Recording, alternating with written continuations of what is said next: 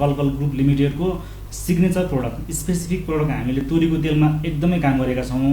Plant develop गर्दै हामीले all Nepal हाम्रा प्लान्टहरू, हाम्रा चाहिँ सेन्टरहरू, हाम्रा शाखाहरू नेपालको सबै ठाउँमा चाहिँ विस्तार गर्दै हामीले आगामी दिनमा हाम्रो आज भएको 350 सेयर सदस्यलाई 3000 सेयर सदस्य, 3000 भन्दा बढी सेयर सदस्य बनाउँदै हामीले सिङ्गो सम्पूर्ण चाहिँ अब हाम्रो कम्पनी पब्लिक पनि हो र सम्पूर्ण पब्लिकलाई चाहिँ हाम्रो कम्पनीमा जोडिने एउटा अपर्च्युनिटी पनि छ र जोडिने एउटा स्वच्छताको प्रतीक हो कलकल र यसले चाहिँ जे दिन्छ नेचुरल दिन्छ, जे दिन्छ डाइरेक्ट दिन्छ।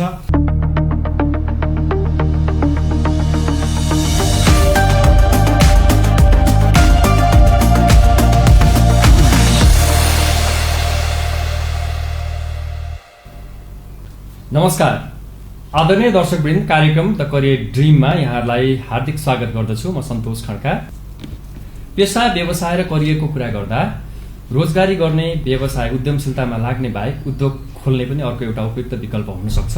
उद्योग सानो होस् वा ठुलो, त्यसको आफ्नै चुनौती र अवसरहरू छन्। उद्योग सञ्चालन गर्नको लागि कुनै पनि उद्योगले रोजगारीको अवसर सिर्जना गर्नुको साथै राज्यलाई राजस्वमा योगदान गर्ने र अर्थतन्त्रमा प्रत्यक्ष र अप्रत्यक्ष रूपमा योगदान गर्ने पनि अर्को उद्योगको एउटा पाटो हो। आजको श्रृङ्खलामा हामी उद्योग, नेपाली उत्पादन, खाद्य उत्पादनको स्वास्थ्यसँग सम्बन्ध, व्यवस्थापन, शिक्षा र नेतृत्वको विषयमा सकारात्मक संवाद गर्नेछौँ। आजको संवादको लागि अतिथि हुनुहुन्छ समीर नारायण श्रेष्ठ। समीर नारायण श्रेष्ठले औपचारिक शिक्षाको कुरा गर्दा MBA गर्नुभएको छ, साथै आफ्नो पेसागत क्षेत्रमा 10 वर्षभन्दा लामो अनुभव पनि हासिल गर्नुभएको छ। हाल उहाँ कलकल ग्रुप लिमिटेडको प्रमुख कार्यकारी अधिकृत CEO को रूपमा कार्यरत हुनुहुन्छ। आउनुहोस् आजको संवाद सुरुवात गरौँ। नमस्कार, यहाँलाई कार्यक्रममा हार्दिक स्वागत छ। नमस्कार सर, यो मेगा टेलिभिजन र हजुरप्रति धेरै धेरै आभारी छु यो अवसर, यो मौकाको लागि। उद्योग चलाउन कतिको सजिलो छ? उद्योग चलाउन त धेरै गाह्रो छ सर। अब यो धेरै गाह्रो छ, गाह्रोभित्र हामी सजिलो खोज्ने हो हामीले। अब उद्योग भन्ने बित्तिकै नेपालमा चाहिँ एउटा कन्सर्न, एउटा कल्चर के छ भने जब भनेको सजिलो, अलिकति सरकारी जागिर अथवा कुनै पनि किसिमको जागिर, पब्लिक कुनै पनि ठाउँमा हामीले चाहिँ एउटा एक लेभलको फिक्स पढाइ पढ्ने, पढाइपछि ठ्याक्क तपाईँ जबमा हामी ट्रान्सफर हुँदाखेरि हामीलाई अलिक त्यसमा धेरै बर्डन हुँदैन, त्यसमा एउटा फिक्स कामको चाहिँ क्याटेगोराइजेसन हुन्छ भने हाम्रो उद्योग इन्डस्ट्रीमा चाहिँ अब इन्डस्ट्रीभित्र पनि जब त भयो अभियसली भइ नै हाल्छ। तर यो भनेको होल एउटा चाहिँ त्यहाँ एउटा रिस्क हो नि त, एउटा फुल्ली त्यो रिस्क फ्याक्टरभित्र रहेर हामी त्यहाँभित्र रहेर हामीले चाहिँ त्यहाँ चल्नुपर्ने चिज एकदमै च्यालेन्ज छ। च्यालेन्जको बिच बावजुद हामीले चाहिँ यसमा रमाइलो गर्दै इन्जोय गर्दै त्यो च्यालेन्जलाई हामीले अगाडि बढ्ने हो खासमा। तर एकदमै अब गाह्रो अप्ठ्यारोको बावजुद पनि हामीहरू एकदमै राम्रोसँग खास अगाडि बढिरहेछौँ।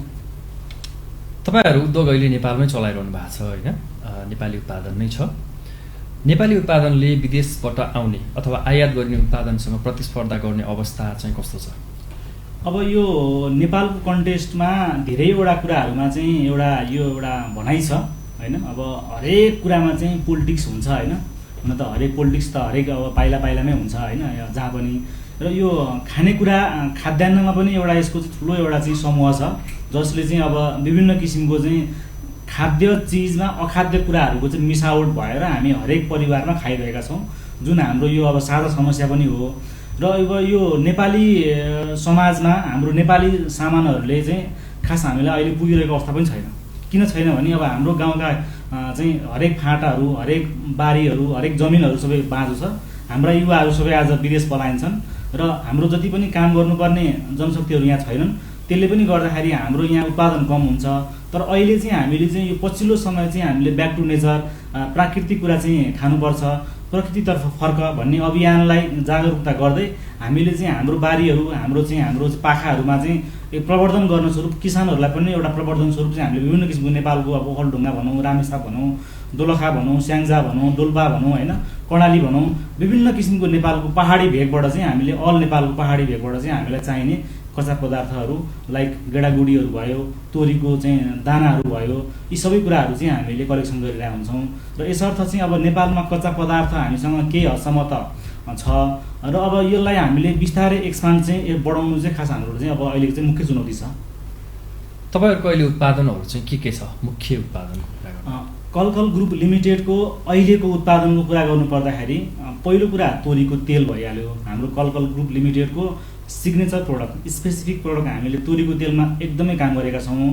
तोरीको तेलसँगै हामीले विभिन्न किसिमको दाल, विभिन्न किसिमका गेडागुडीहरू, च्याख्लामा मकैको च्याख्ला, जौको च्याख्ला, त्यसै गरी गएर सातुहरू भयो, पिठोमा फापरको पिठो, कोदोको पिठो, विभिन्न किसिमको पिठोको आइटम, अनि भुटेको मकै, अनि टिम्बु जिम्बुर लगायत जति पनि तपाईँ हाम्रो भान्सामा नियमित रूपमा प्रयोग हुन्छ त्यस्ता लोकल खाद्य उत्पादनहरू कलकल ग्रुप लिमिटेडबाट बजारीकरण हुँदै आएको छ, जुन चाहिँ हामी प्रशोधन नगरिकन सिधा चाहिँ जस्तो चिज आउँछ त्यसलाई केलाएर अनि त्यसलाई डाइरेक्ट चाहिँ फिल्टराइजेसन गरेर हामी चाहिँ त्यसलाई चाहिँ मार्केट पठाउने गर्छौँ। तपाईँहरूले जुन उद्योगमा उत्पादन गर्नुहुन्छ त्यसको लागि चाहिने कच्चा पदार्थहरू चाहिँ व्यवस्थापन गर्ने कुरा कतिको चुनौतीपूर्ण छ र कहाँबाट ल्याउनुहुन्छ? अब यो व्यवस्थापन भन्ने कुरा शब्द आफैमा धेरै एकदमै हेभी शब्द हो, एकदम भारी शब्द हो। व्यवस्थापन गर्न सक्यो भने सबै कुरा गजब हुन्छ, व्यवस्थापन गर्न सकेन भने सामान्य कुरा पनि एकदम असहज, एकदम अप्ठ्यारो, एकदमै गाह्रो हुन्छ। र हामी कलकल ग्रुप लिमिटेड पनि यसको जुन हजुरले भन्नुभयो कच्चा पदार्थ व्यवस्थापनको कुराहरू मैले पनि भर्खरै भने हामीले कच्चा पदार्थहरू हाम्रो विशेष गरी तराई भेगबाटै बढी आउने हो। खासमा तराई भेगमा बढी फल्छ र अब अलिकति बढी हाइजिनको हिसाबले, अलिकति बढी क्वालिटीको हिसाबले, जस्तो अब के प्रोडक्टहरू चाहिँ पहाडी भेगको अझ बढी क्वालिटीको हुन्छ। जस्तो हामी मकैको कुरा गरौँ एकचोटि, जस्तो तराईमा फलेको मकै, पहाडमा फलेको मकै र हिमालयमा फलेको मकै फरक पर्छ नि होइन। जस्तो हामी बजारमा अहिले भुटेको मकै प्याकेटमा मजाले पाउँछौँ, किनभने हाम्रो भुटेको मकै अहिले हाम्रो एमआरपी एउटा छ 200 हाम्रो एमआरपी छ एउटा प्याकेटको भने मार्केटमा कुनै 200 छन्, कुनै 150 होला, कुनै 90 होला। त्यसको फेरि क्वान्टिटी अनुसार फरक पर्छ। र हाम्रो कलकलको मकै किन महँगो छ त भन्ने प्रश्न आउँछ। हेर्नुहोस्, यसको सोर्स हुन्छ। यो मकै एउटै देखिन्छ तर तराईमा फलेको मकै धेरै फल्छ, अलि त्यो मकैको धेरै त्यो मिठास, धेरै गुलियोपना आउँदैन। पहाडमा फलेको मकै अलि बढी मिठास हुन्छ, केही गुलियोपना आउँछ भने हिमाली भेगमा फलेको मकै अझ बढी मिठास, अझ बढी गुलियोपन र त्यसको टेस्टी एकदमै राम्रो हुन्छ। र त्यो कारण चाहिँ के हो भने हाम्रो सोर्समा डिपेन्ड गर्छ। कुनै पनि प्रोडक्ट हाम्रो सस्तो र महँगो हुनुको पछाडि हाम्रो चाहिँ मेन रिजन चाहिँ सोर्समा चाहिँ खासमा डिपेन्ड गर्छ। तपाईँको कम्पनीको उत्पादनको बजारीकरण, मार्केटिङ गर्ने कुरा कस्तो छ? अहिलेसम्म त हामीले ट्रेडिसनल मार्केटिङ अरू जुन बजारमा अहिले चलिरहेको अभ्यासबाटै गरिरहेकै हो, आगामी दिनमा पनि गर्ने त्यस्तै नै हो। त्यसलाई हामी अब यो डिजिटल प्रविधि, डेटाबेसहरूलाई अझ बढी एक्सपान्सन गरेर यो डिजिटल प्रविधिलाई अझ बढी चाहिँ युटिलाइजेसन गरेर मार्केटिङ चेनलाई अझ बढी बढाएर गर्ने नै हो। अहिले त हामीले अब नेपालको विशेष गरी काठमाडौँ भ्यालीको हाम्रो विभिन्न किसिमको किराना पसल, होलसेल पसल, मार्टहरू, हाम्रो अर्ग्यानिक स्टोरहरू, अर्ग्यानिक सुपर स्टोरहरू र विशेष गरी बिग मार्टको करिब 200 वटा शाखामा चाहिँ हाम्रो तोरीको तेल र अन्य लोकल गेडागुडी लगायत विभिन्न किसिमका 30 वटा भन्दा बढी खाद्य सामग्रीहरू कलकल ग्रुपबाट बजारीकरण भइरहेको छ। हाम्रो नेपाली उत्पादनहरू विशेष गरी अलिकति जुन गुणस्तरीय हुन्छ, प्राङ्गारिक हुन्छ होइन, राम्रो भनिन्छ, त्यो चाहिँ मार्केटको अन्य उत्पादनभन्दा कुनै डबल नै महँगो पनि हुन्छ होइन। यस्तो चाहिँ किन भएको? राम्रो भनेपछि महँगो हुनै पर्ने हो कि? यस्तो छ, राम्रो भनेपछि महँगो, यसमा चाहिँ दुईटा कुरा हुन्छ। अब कलकल नाउ इट्स बिकम ब्रान्ड है। कलकल एउटा ब्रान्डमा अगाडि बढ्दैछ अब। र हजुरको प्रश्न एकदमै जायज प्रश्न हजुरले गर्नुभयो। किन जायज प्रश्न गर्नुभयो भने कुनै पनि चिज महँगो हुने बित्तिकै चाहिँ राम्रो हुन्छ अथवा राम्रो हुने बित्तिकै महँगो पर्छ होइन। किन महँगो चिज चाहिँ सस्तोमा आउन मिल्दैन, किन चाहिँ यस्तो भइरहेको छ बजारमा भन्ने कुरा आउँछ है। र यो चाहिँ आज बजारमा धेरै कन्फ्युजन छ होइन। मैले सुरुमा पनि भने बजारमा यति धेरै कन्फ्युजन छ। आज मासको दालको एउटा इक्जाम्पल लिएँ मैले अहिले यहाँसँग तपाईँसँग समक्ष। मासको दालको एउटा कुरा गर्नु पर्दाखेरि 200, 180, 220मा मासको दाल पाइन्छ एमआरपी बजारमा, जुन सरासर इन्डियाबाट आउँछ। पोलिसिङ हुन्छ होला त्यहाँ, अथवा चाहिँ फल्न त त्यो पनि जमिन नै फल्ने हो, तर एकदम हाई क्वान्टिटीमा र धेरै समय उहाँहरूले राख्नको लागि त्यसमा चाहिँ तपाईँको चाहिँ प्रिजर्भेटिभ भन्नाले चाहिँ तपाईँको चाहिँ त्यो चिज, त्यो मासको दाल नबिग्रिने गरी चाहिँ त्यसलाई सेभ गर्नको लागि बनाएको चाहिँ प्रिजर्भेटिभ राखेर चाहिँ त्यो चिजहरू चाहिँ तयार हुन्छ। र त्यसरी भएको चिज त्यो पनि खानेकुरा नै हो, जमिनमै फलेको हो र त्यो 200 रुपियाँ किलोमा पाइने। अनि कलकल ग्रुप लगायत लोकल रैथाने कम्पनीहरूले चाहिँ खोलेको प्रवर्धन गरेको अथवा बजारमा बिक्री गरेको चाहिँ मासको दाललाई चाहिँ 350 पर्नुपर्ने, 360 पर्नुपर्ने, 300 पर्ने किन रिजन त? अब हेर्नुहोस्, यसको पनि सोर्स छ। कलकल ग्रुपले नै पनि तपाईँको तराईको सोर्स लियो भने 20-30 रुपियाँ कम पर्छ 360 मा। त्यही चिजमा पहाडको सोर्स अलिकति पहाडी भेगको पहाडको बेसी भेगको चाहिँ मासको दाल हामीले चाहिँ बजारमा चाहिँ दियौँ भने त्यो 360 पर्न गयो। अब अलिकति हिमाली भेगतिर त त्यो अलि मासको दाल त अलिकति पाउन गाह्रै छ होइन। र भनेको कुनै पनि चिज जुन प्रोडक्ट नेपालमा फल्छ त्यसको पनि भेरिएसन छ। तराईमा फल्ने अलिकति सस्तो पर्छ, पहाडमा फल्ने अझ महँगो पर्छ र हिमालमा फल्ने अझ महँगो पर्छ। किनभने तराईमा चाँडो पाक्छ, पहाडमा तपाईँको अलिकति टाइम लाग्छ भने हिमालमा अझ बढी टाइम लाग्छ। उदाहरणको लागि तराईमा 6 महिनामा फल्ने चिज पहाडमा 9 महिना लाग्छ, हिमालमा त करिब 10-11 महिना लाग्छ। हो त्यसरी कारण त्यो समय सबै कुराले चाहिँ हाम्रो नेपालमा फलेको उत्पादनहरू एकदमै राम्रो, हाइजेनिक र हाम्रो उत्पादनहरूमा कुनै पनि प्रिजर्भेटिभ नहुने कारणले पनि गर्दाखेरि हाम्रो यो कारणले महँगो छ। अब यसको फ्याक्ट कुरा बुझाउन चाहिँ अब नेपाली समाजलाई गाह्रै छ। किनभने एकदमै सौन्दर्यका सामग्रीहरू तुरुन्तै एकदमै अन द स्पोट एक्सपोजर गरिहाल्नुपर्ने, मलाई इच्छा लागिहालेको मेरो इच्छा अनुसार भएको सामानमा हामी जति पनि खर्चिन तयार छौँ। त जब स्वास्थ्यका कुराहरू आउँछन्, एकदम हाइजेनिक कुरा प्रयोग गर्नुपर्छ भन्ने कुरा आउँछौँ, त्यहाँनिर हामी एकदम अन्कनाउने, एकदम चाहिँ अल्मलिने होइन यो त महँगो भयो भन्ने कुरामा हामी चाहिँ सोसाइटीमा यो कल्चर छ। यसलाई चिर्नकै लागि कलकल ग्रुप जस्ता कम्पनीहरू धेरै बजारमा हुनुपर्छ। त्यसमा कलकल ग्रुपले नेतृत्व गर्दै कलकल ग्रुपले चाहिँ यो जुन एउटा बजारमा चाहिँ जुन एउटा विरोधाभास एउटा चाहिँ जुन एउटा अन्यल छ, कलकल ग्रुपको सामान महँगो छ र समग्रमा महँगो भन्ने बित्तिकै राम्रो हुन्छ र राम्रो भएपछि सामान थोरै महँगो हुन्छ र त्यसको लागि कलकलले यो ब्रान्डमा काम गरिरहेको छ। तपाईँको उत्पादनको माग कस्तो छ र विदेशमा निर्यात गर्ने सम्भावना र योजना के छ? हाम्रो उत्पादनको माग अहिले बिस्तारै एकदम बढ्दै गएको छ ऱ्यापिडली। हामीसँग हुनुभएका करिब 350 भन्दा बढी सेयर सदस्यज्यूहरू, हामीसँग अहिले हुनुभएका दर्जनौँ आउटलेटहरू, हाम्रा चाहिँ 100 भन्दा बढी हाम्रा पसलहरू, बिग मार्टको 200 वटा भन्दा बढी शाखाहरू, सबै ठाउँमा हाम्रो उत्पादनहरू चाहिँ बजारीकरण भइरहेको छ र समग्रमा पहिलाको तुलनामा धेरै बढेको छ। र हामीले यो मागलाई, यो बजारलाई ग्रोथ गर्न र यो बजारलाई अझ बढी वृद्धि गर्नको लागि हामीले हाम्रो कम्पनीको व्यवस्थापन टिमले समग्रमा हामीले आन्तरिक रूपमा धेरै एक्सर्साइज गरिरहेका छौँ। किनभने हामीले राम्रो चिज, राम्रो खालको सामान चाहिँ बजारमा मान्छेहरूले खानुपर्छ। कम्तीमा यो स्वास्थ्यको लागि धेरै राम्रो चिज हो। एउटा व्यक्तिको जिन्दगीमा उसको जिन्दगी, अध्ययन र करियरको चाहिँ नजिकको साइनो सम्बन्ध हुन्छ होइन। तपाईँले एउटा विषयमा डिग्री गरेर फेरि MBA व्यवस्थापनमा पनि स्नातकोत्तर गर्नुभयो, किन र नयाँ के सिक्नुभयो?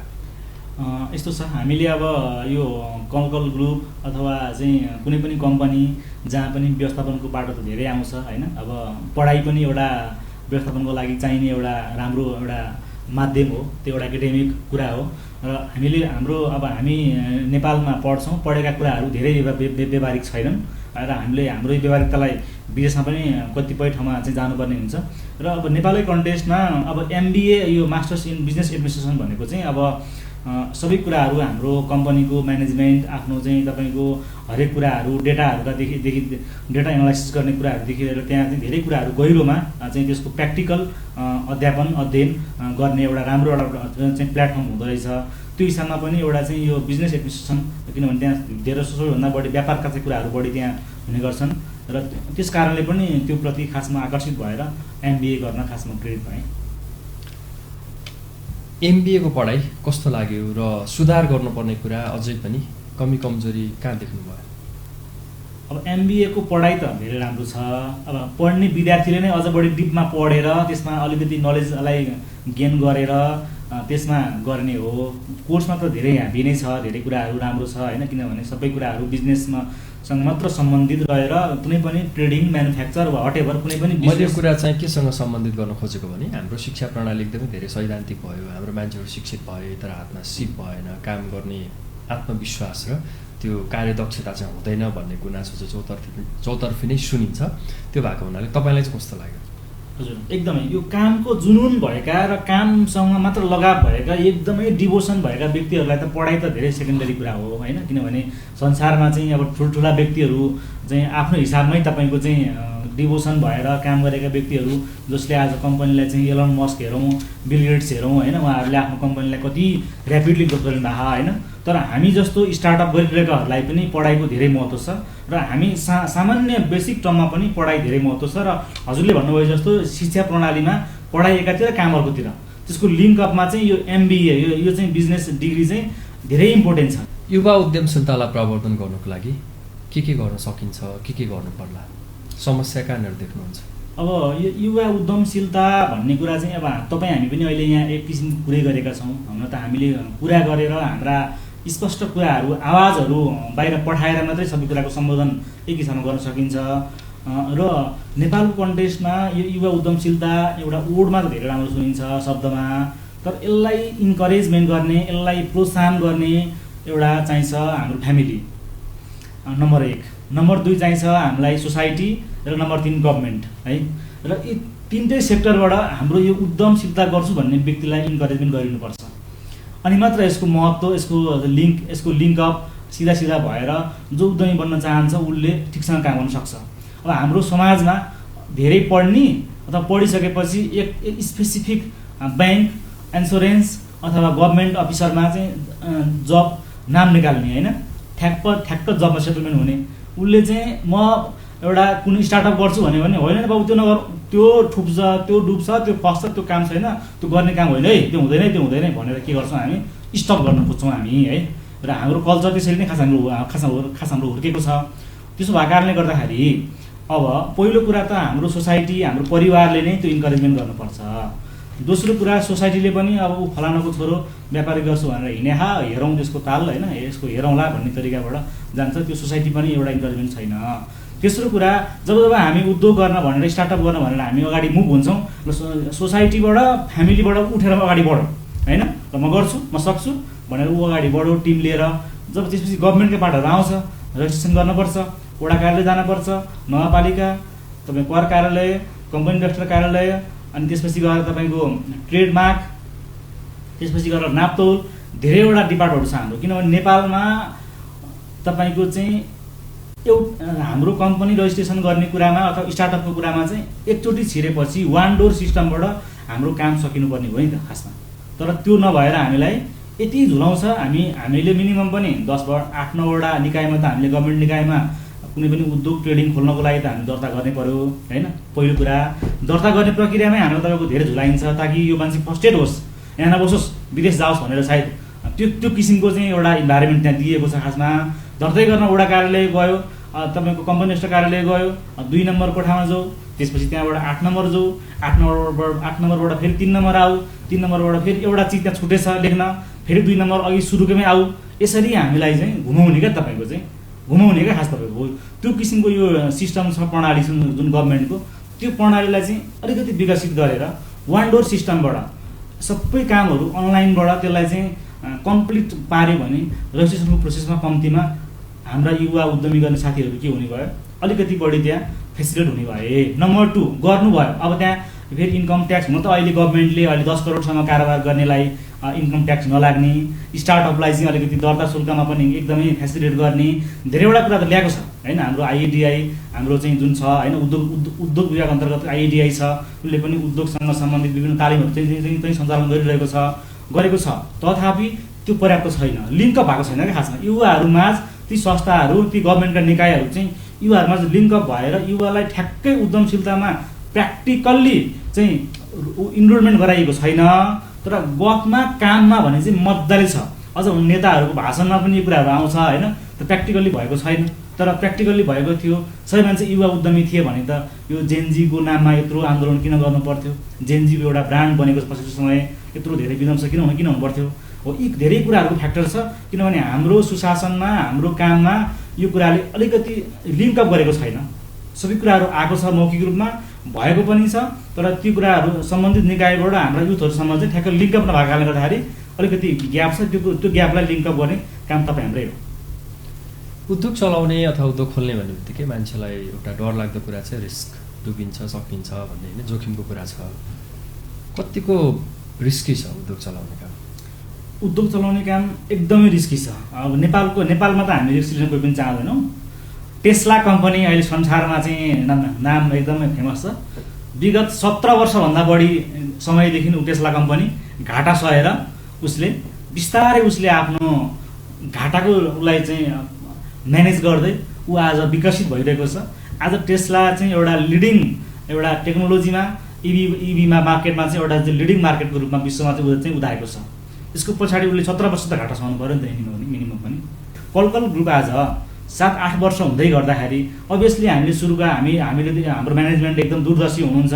हाम्रो संस्थापक अध्यक्ष सरिता शर्माज्यू दूरदर्शी, एकदमै धेरै कुराहरू अबको 5 वर्षपछि अबको 4 वर्षपछि कस्तो कस्तो काममा स्पेसिफिक हुने त होइन भन्ने कुरामा हाम्रो संस्थापक अध्यक्षज्यू धेरै नै एकदमै सिरियस भएर उहाँले हामीलाई गाइड गर्नुहुन्छ।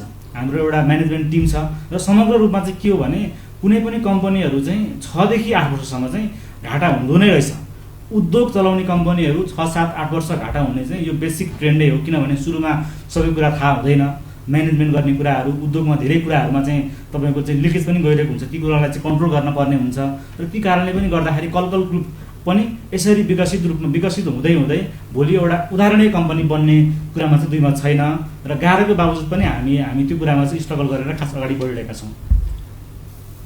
हामी आजको संवादको अन्त्यतिर छौँ। तपाईँको कम्पनी कलकल ग्रुप लिमिटेडको भविष्यको योजनाहरू के छ? एकदमै थ्याङ्क यू सो मच हजुरलाई यो प्रश्नको लागि।